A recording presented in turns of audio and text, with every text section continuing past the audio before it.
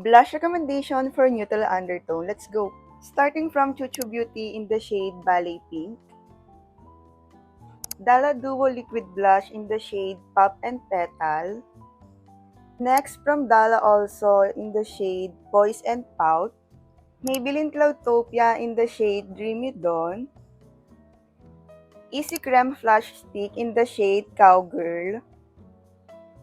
Next from Glam R, this is in the shade Monet. Actually guys, ito yung gamit ko ngayon for 14 hours. Yes guys, as in 14 hours. Walang retouch. As you can see, talaga naman Miss Pau ginalingan. Proceed naman tayo sa powder blush. This is from Everbelena in the shade Golden R.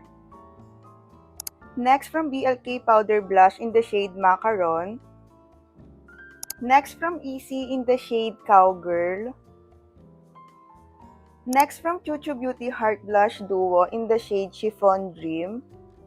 And last from Chuchu Beauty also in the shade Miss Dali. So ito lahat ng recommendation ko from liquid, cream, and powder blush. And let me know if may question kayo. Yun lang. Bye!